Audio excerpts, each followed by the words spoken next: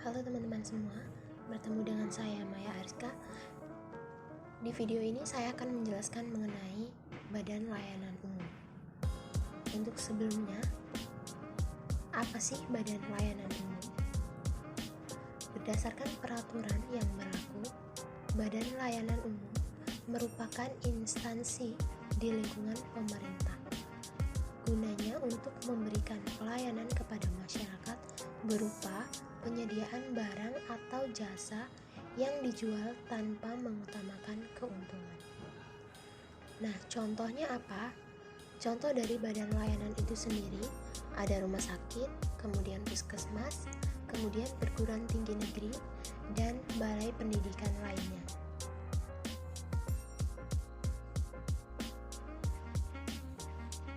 Badan layanan umum yang terdapat di lingkungan pemerintah pusat, kemudian ada juga yang berada di lingkungan pemerintah daerah.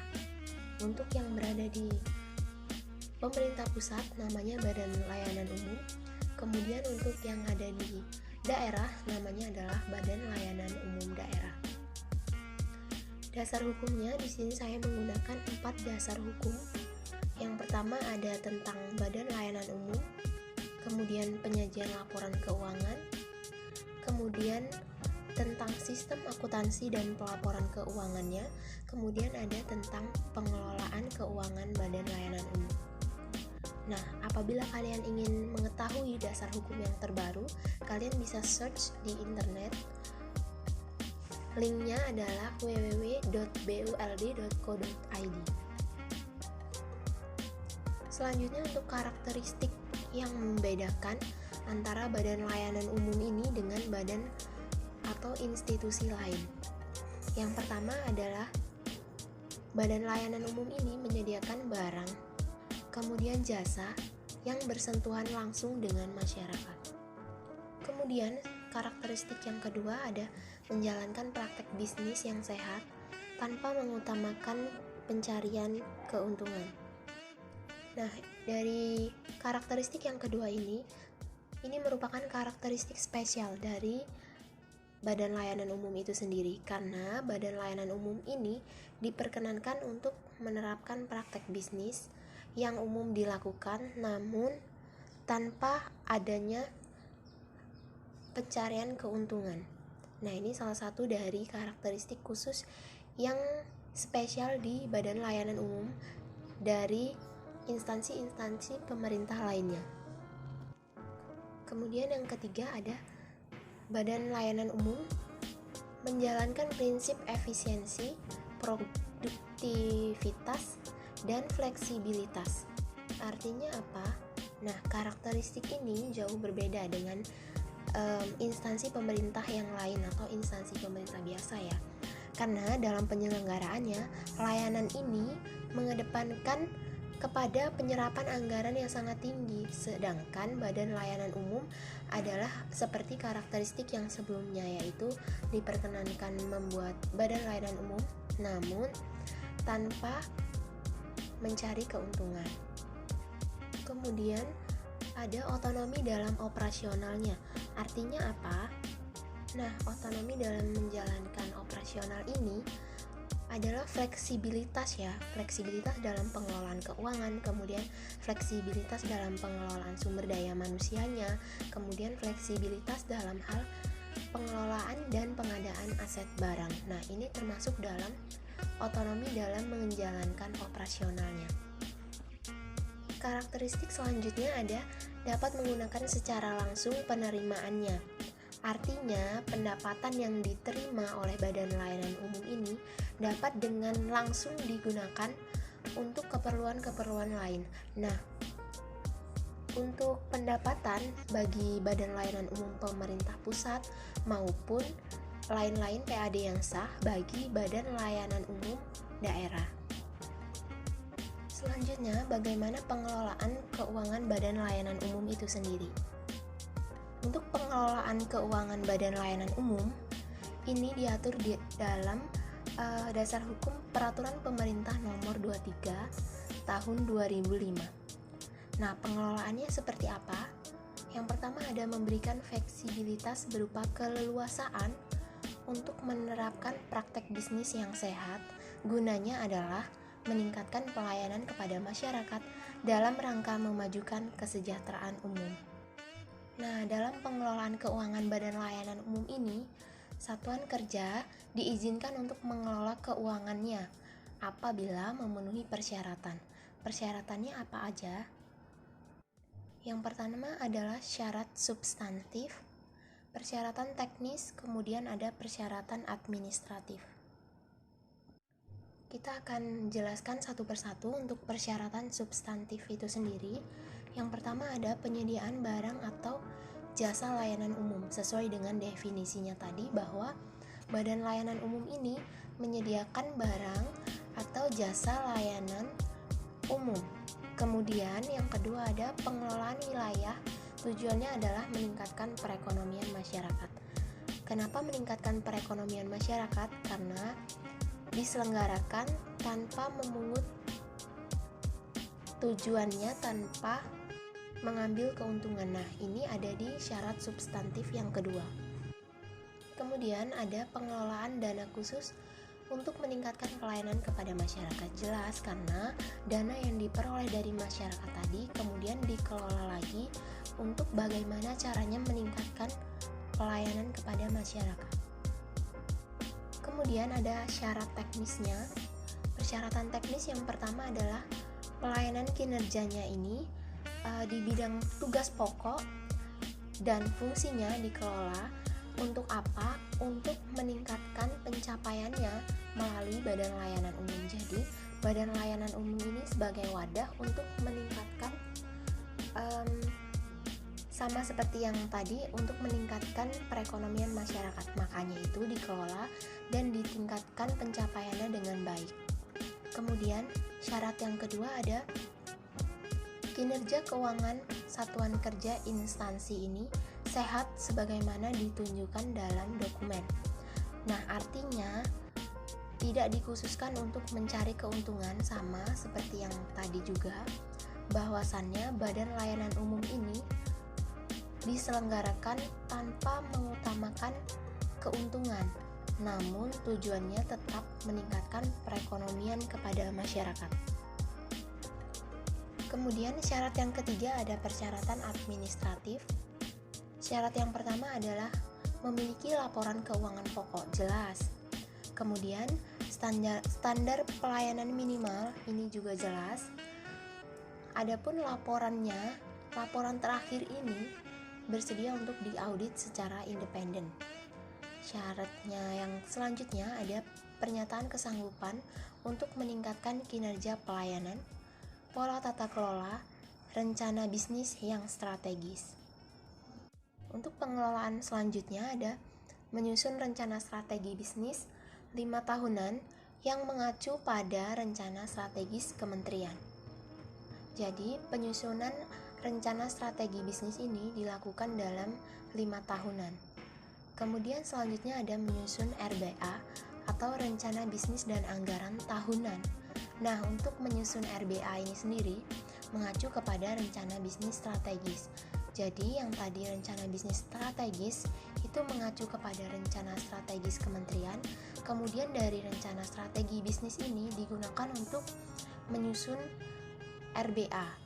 Nah, selanjutnya untuk RBA itu sendiri merupakan suatu acuan yang digunakan untuk menyusun dokumen pelaksana anggaran dari BLUD itu sendiri yang diajukan nantinya untuk Menteri Keuangan. Kemudian pengelolaan selanjutnya ada dokumen pelaksana anggaran ini sendiri mencakup seluruh pendapatan dan belanja. Kemudian ada proyeksi arus kas, jumlah dan kualitas jasa, serta barang yang akan dihasilkan dari Badan Layanan Umum itu sendiri. Pengelolaan selanjutnya, penerimaan anggaran bersumber dari APBN. Jelas karena anggaran pendapatan belanja negara nantinya akan dibagikan dalam bentuk anggaran kepada masing-masing pusat di daerah. Kemudian untuk pengelolaan belanjanya sendiri, Belanja ini bagi badan layanan umum diselenggarakan secara fleksibel ya, berdasarkan kesetaraan antara volume kegiatan yang diselenggarakan dengan jumlah pengeluaran yang dikeluarkan. Kemudian selanjutnya ada pengelolaan kas. Bagaimana mengelolanya? Nah, mengelola kas ini dilaksanakan berdasarkan praktek bisnis yang sehat. Seperti yang dijelaskan tadi, bahwasannya praktek bisnis yang sehat artinya tidak mengutamakan pencarian keuntungan. Kemudian ada pengelolaan piutang dan utangnya. Piutang dan utang ini dikelola secara tertib, efisien, ekonomis, dan transparan, serta bertanggung jawab. Kemudian, siapa sih pejabat pengelola badan layanan umum ini? Pejabatnya terdiri dari yang pertama pemimpin, kemudian ada pejabat keuangan yang mengurus keuangan, kemudian ada pejabat teknis untuk teknis penyelenggaraannya. Selanjutnya menjelaskan mengenai standar akuntansinya. Untuk badan layanan umum menerapkan standar akuntansi keuangannya. Ini diterbitkan oleh Asosiasi Profesi Akuntansi Indonesia sesuai dengan bidangnya. Di bidang kesehatan ada sendiri, kemudian di bidang pendidikan ada. Kemudian, sistem akuntansi ini menyajikan informasi keuangan jelas, informasi kemampuan memperoleh sumber daya ekonomi, dan bagaimana mengelola beban dalam satu periode. Adapun laporan keuangannya dikonsolidasikan dengan laporan keuangan Kementerian Negara. Kemudian pengkonsolidasiannya ini dilakukan oleh satuan kerja masing-masing di Badan Layanan Umum.